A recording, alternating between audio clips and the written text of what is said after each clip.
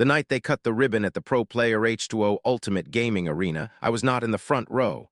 I was not on the stage. I was not in the family photo they took beside the giant illuminated sign. My name was not in the speech. It was not on the plaque. And the worst part, the part that made me sit in my car alone in that parking lot at 11 at night, not crying, just staring at the steering wheel like a man trying to remember who he was, is that I had written every check that made that moment possible. I had signed every contract.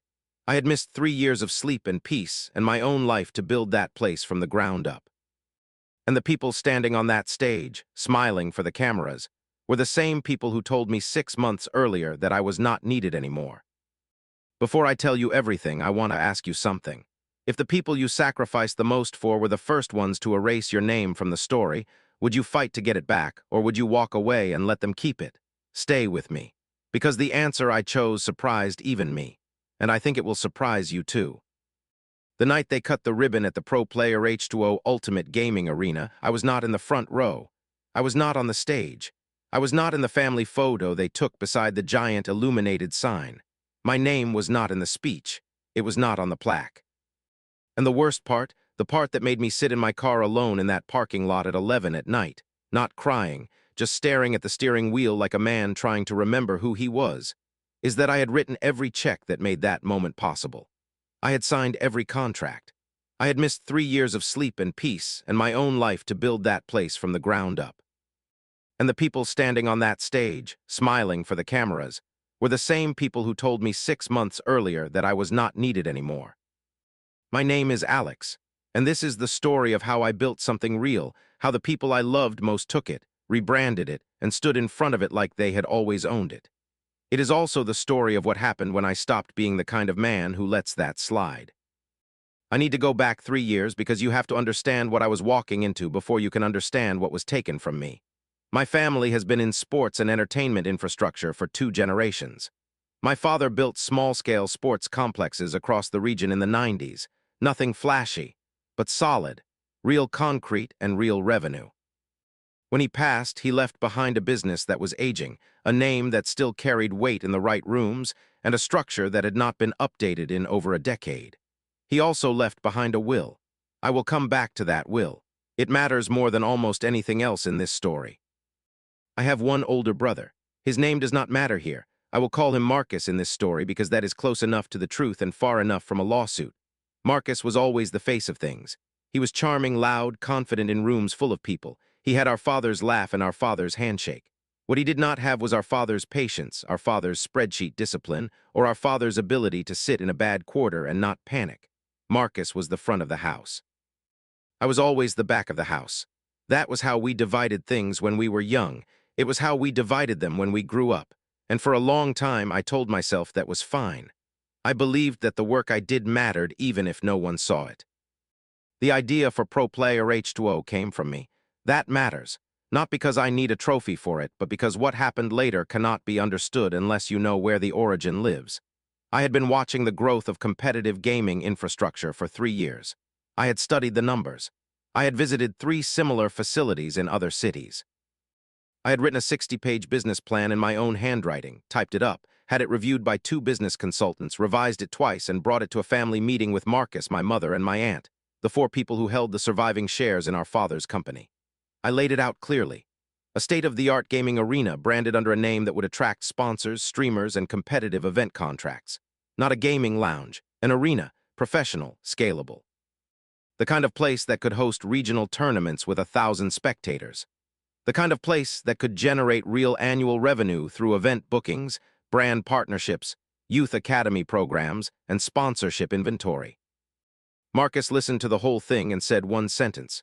He said, "That actually sounds like money." My mother nodded. My aunt asked if we had the capital. I told them I had already spoken to 2 lenders and 1 private investor. I had the capital lined up. I just needed the company structure and the family name behind it so we could move on. The property I had identified. What I did not fully understand in that room was that my family heard what I said very differently than I meant it. I heard myself saying, "I have an idea I want to build with you." They heard me saying, "Here is the plan. Now stand behind it and take the credit." We moved fast in the first year. I will give Marcus that. When he got behind something, he pushed hard. He knew people. He knew the right person to call for permits, the right contractor to charm, the right local news reporter to tip about a human interest angle. While he was doing that, I was running the numbers every single week. I was reviewing the construction invoices. I was on the phone with the lender managing drawdowns. I was coordinating with the architect. I was building the revenue model for the first 3 years of operation. I was writing the sponsorship deck. I was hiring the operations team. I was building the back end of a business that Marcus would later stand in front of like a man who built it himself. My mother played a specific role in all of this that I did not fully see until much later. She was warm to me in those early meetings. She would call me her quiet engine. She would tell other people in our extended family that I was the brain behind the whole thing. But those compliments were always private. They were never public. And there is a kind of compliment that people give you in private specifically so they do not have to give it to you in public. I was getting that kind. I just did not recognize it for what it was yet. About 14 months into the build, things started to shift in ways I noticed but could not quite name. Marcus started CCing fewer people on emails that I had originated. He started taking calls with the main sponsor contact without looping me in. He started showing up to meetings I had arranged and introducing himself as the project lead. The first few times, I let it go. I told myself we were family. I told myself the goal was to open the arena, and if Marcus wanted to be the face of it in the room, that was fine. I was used to not being the face. I was the back of the house. That was the deal. But then something happened that I could not explain away. I got a forwarded email by accident. One of the admin staff sent me a draft press release to proofread. She thought I was still on the media communications chain. I read through it and found no mention of my name anywhere in the document. Not as a founder, not as a co-developer, not as a project lead, not even in the background section where it listed the company's history. The press release described the ProPlayerH2O Ultimate Gaming Arena as a project led by Marcus, with support from the founding family. That was me. I was the founding family. I was furniture. I did not send an angry email. I did not call Marcus. I took a screenshot of that press release, forwarded it to a private email address I kept for documents I needed to save, and I said nothing for 2 weeks while I paid very close attention. What I saw in those 2 weeks was a pattern. Not an accident, a pattern. Marcus would take documents I had created and resend them with his name at the top. He would attend calls I had set up and begin with, so as I've been designing this rollout. He would invite people to site tour and narrate the space as though he had chosen every detail. And my mother would sit beside him on those tours and say nothing to correct it. She would smile and nod.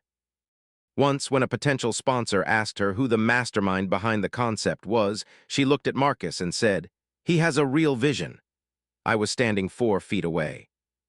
I want to be honest about something. I did not fall apart. I did not confront anyone in a parking lot. I did not write a long, emotional message to the family group chat. I went quiet in a different way than I had been quiet before. Before, I was quiet because I was focused on the work. Now I was quiet because I was watching, and watching is very different from working. Watching means you are collecting. Watching means something in you has stopped trusting. The arena opened on a Thursday night in March. The event was covered by 2 local TV stations and a regional gaming podcast with a decent following. There were maybe 300 people at the ribbon cutting. Marcus gave a speech. My mother stood beside him, visibly emotional, and said a few words about my father's legacy. She never said my name, not once. I watched from the side of the room next to the catering table. One of the staff members came up to me later and said, "Are you Alex?" "The one who put this whole thing together?" I said yes. She said, "I thought so. Nobody talks about you enough." She meant it as a compliment. It landed like a verdict. 3 days after the opening, I received a formal meeting request from Marcus. He had copied my mother and my aunt. The subject line said Operational Structure Review. I came prepared. I printed financial summaries going back 18 months. I had contribution logs. I had the original business plan with my name on the cover and a timestamp on the file that dated to before any other planning document in our shared drive.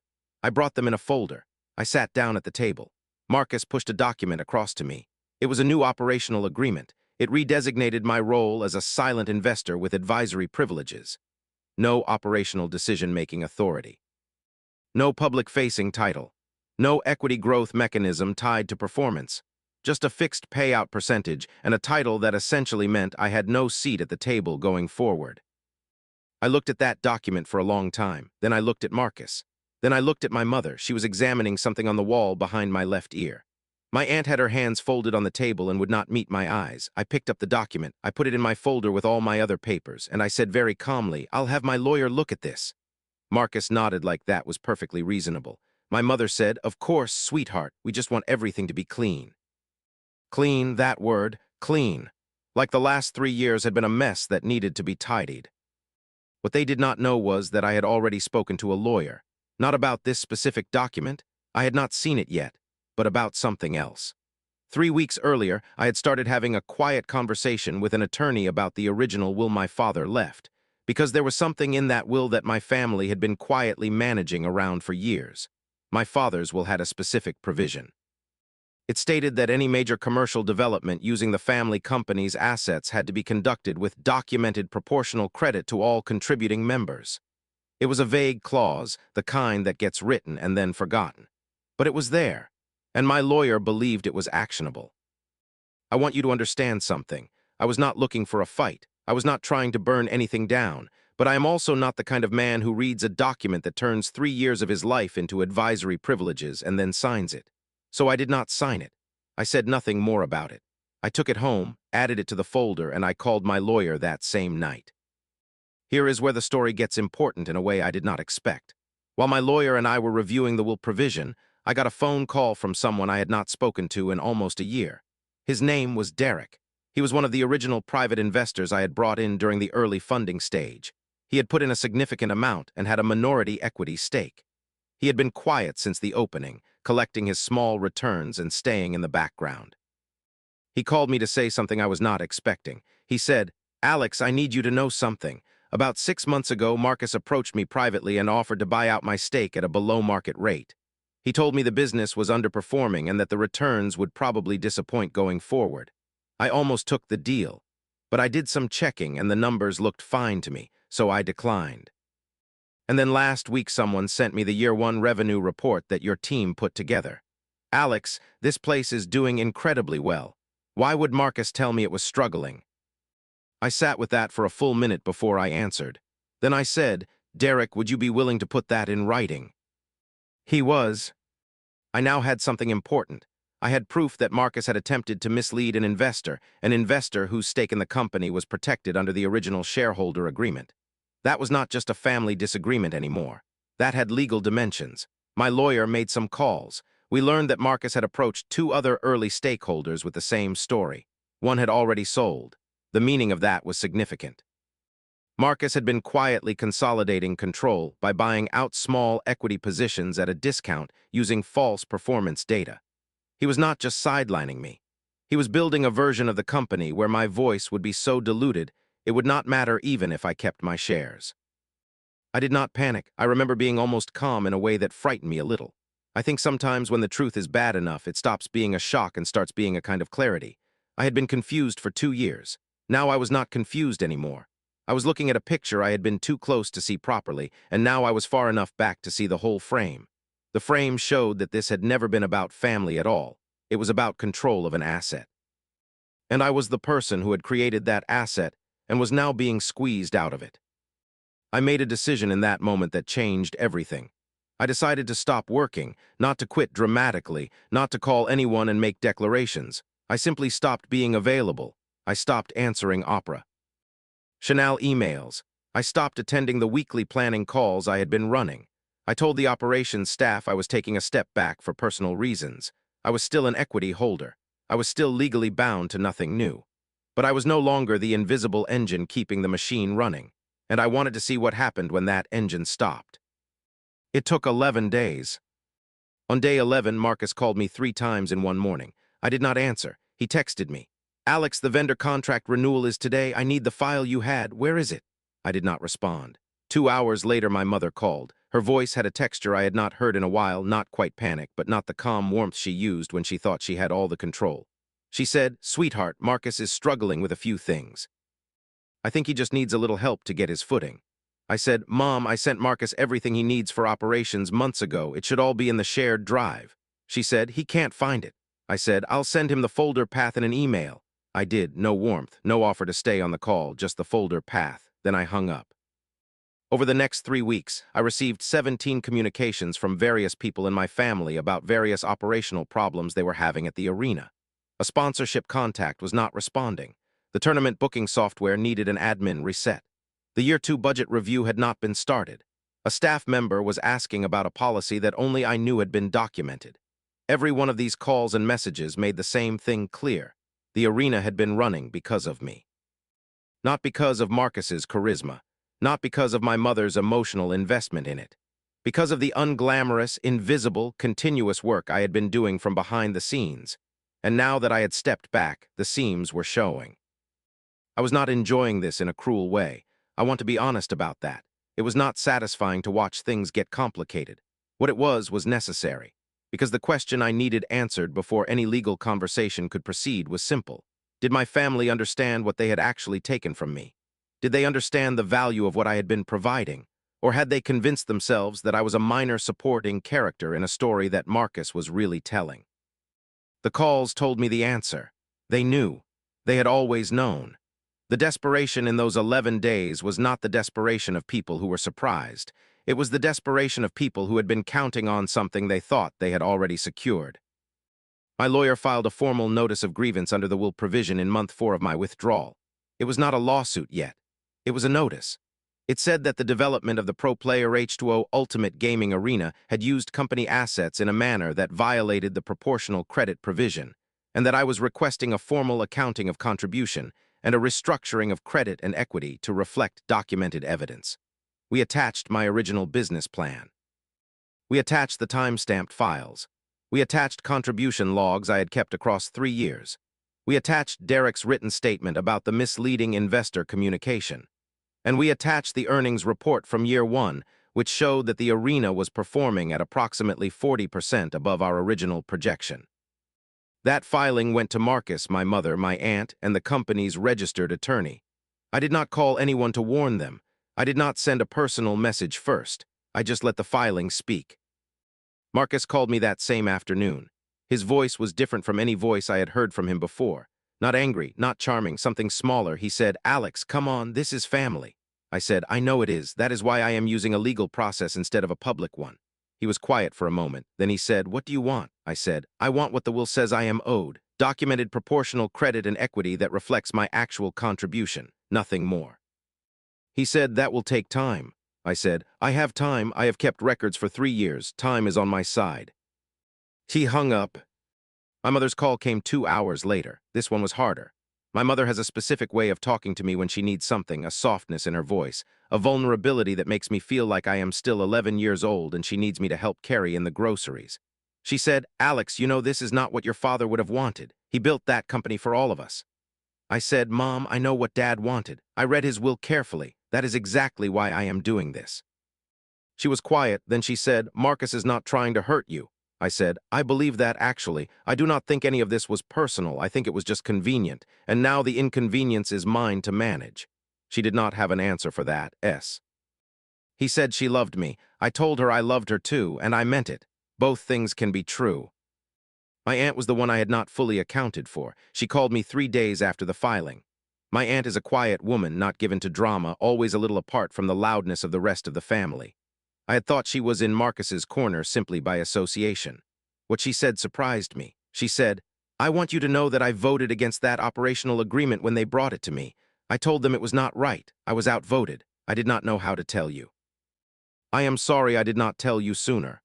I held the phone for a second and then I said, "Do you have a record of that vote?" She said she did. I said, "I would appreciate it if you shared that with my attorney."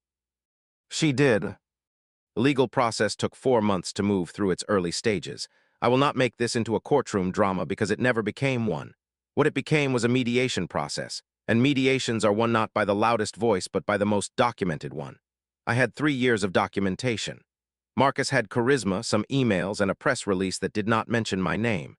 He did not have timestamps. He did not have a contribution log. He did not have the investor statement. He did not have my aunt's record of her dissenting vote. He did not have my original business plan, dated 14 months before any document he could produce. The mediator, a quiet woman who said perhaps 12 words for every 100 that Marcus said, reviewed everything over 2 sessions. At the end of the second session, she delivered her preliminary recommendation. It said that the evidence strongly supported a reclassification of Alex's role from silent investor to founding co-developer, that the equity structure should be revised to reflect documented contribution, and that a corrective public acknowledgement should be issued by the company under its official communications. That last part, a corrective public acknowledgement, I want you to understand what that meant. It meant that the company, Marcus, my mother, the whole structure that had been standing on that stage smiling for cameras, had to issue a statement that acknowledged, on the record, that I had co-founded and co-developed the ProPlayerH2O Ultimate Gaming Arena. It would go to the same media contacts who had covered the opening. It would go to the sponsors. It would go to the gaming community that had been watching. Marcus tried to negotiate the language. He wanted it vague. He wanted family contributions language that kept my name general. My lawyer held firm. The mediator held firm. And eventually, Marcus signed the corrected statement. Because the alternative, going to actual litigation with the evidence we had, including the investor misleading issue which could have had consequences beyond a simple family dispute, was something he was not willing to risk. The statement ran 3 weeks later. It described me by name. It described my role accurately. It described the original business plan as mine. It was not a flashy moment. It ran as a press item in the local business journal and in 2 gaming industry newsletters, but it was on record. My name was back in the story it had always belonged in, and it was there permanently. After the mediation concluded, I had a conversation with my mother that I want to share because I think it was the truest moment in this whole story. We sat in her kitchen, the same kitchen where I had eaten breakfast every morning for the first 18 years of my life, and she said to me, "I did not think it would go this far." I said, "I know you didn't." She said, I thought you would let it go." I said, "I know that too." She looked at her coffee cup, then she looked at me. She said, "You are more like your father than I gave you credit for." I said, "He taught me to keep records." She almost smiled, not quite, but almost. Here is what the equity restructuring looked like in real terms. My stake in the company was revised upward by a significant margin.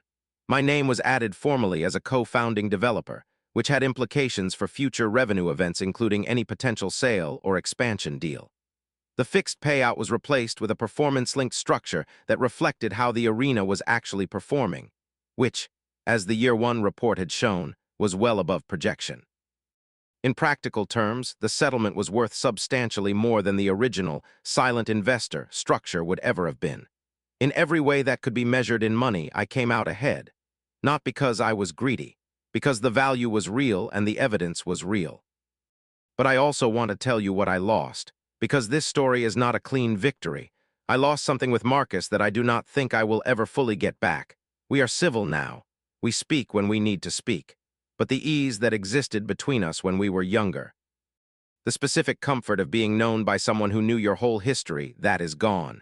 What replaced it is a professional distance that is polite and functional and completely hollow. I do not hate him, but I do not trust him. And the version of brotherhood we had was built on me trusting him, so in a real way, it is gone. My mother and I are still in each other's lives. We have dinner about once a month. She asks about my work, I ask about her health. There is love there, genuine and real. But there is also the knowledge on both sides that she chose the easier story over the true one, and that I noticed, and that I did not let it stand. That knowledge lives in the room with us when we are together. We have both decided to make peace with it sitting there. That is the best I can offer on that. My aunt and I have become closer. That was unexpected. She is not a loud person, but she is a precise one. She sends me articles sometimes about developments in the gaming and entertainment space. She asked me last year if I had any new project ideas. I said maybe. She said to call her first when I was ready. I appreciated that more than she probably knows. Derek, the investor who started everything by making one honest phone call, is now one of the people I talk to regularly about business. He is the kind of person who does the quiet thing instead of the convenient thing, and in my experience, those are rare and worth keeping close. The arena itself is doing well. I reviewed the Year 2 numbers last quarter. Revenue is strong. The Youth Academy program launched and sold out in the first 2 weeks. A regional tournament contract was signed that will bring in a significant event 5 times a year. The thing I built is functioning the way I always knew it would. I take a quiet satisfaction in that, not a loud one, not a public one. Just the satisfaction of a man who was told the thing he made was ordinary and watched it prove otherwise. I still drive past the arena sometimes. My name is on the wall now on the digital sponsor and founder board inside the main entrance. It is not the first name. It is not the biggest name. But it is there. And when I drive past the building and think about the parking lot night and the steering wheel and the terrible quiet of a person who has just understood what happened to them, I feel something that is not quite pride and not quite sadness. It is more like completion. Like a sentence that went on too long finally, finding its period. I want to say something directly to anyone who is in the early part of a story like this. If you are doing the real work and watching someone else take the visible credit, and people keep telling you to be patient, keep your head down, your time will come. Listen to that instinct that keeps waking you up at 2 in the morning. Not because you should immediately go to war, but because that instinct is not paranoia. It is pattern recognition, and it is trying to tell you something true. Keep records, not because you plan to use them, but because the truth deserves witnesses. And sometimes the only witness available is a time-stamped file and a folder you save to a private email address. The truth does not always win loudly, but when it wins quietly with evidence in a room where someone is actually paying attention, it stays one. I am Alex. I built the ProPlayerH2O Ultimate Gaming Arena. That is true whether my name is on the wall or not, but I am glad it is on the wall, and I am glad I put it there myself. If this story hit something real for you, if you have ever done the work and watched someone else hold the trophy, drop a comment below and tell me what you would have done differently or what you wish you had done sooner. Because sometimes the most important conversation is the one that starts after the story ends. And if you know someone who needs to hear this right now, share it with them. Not because it is just a story. Because some people need to be reminded that staying quiet is not the same as giving up your right to the truth.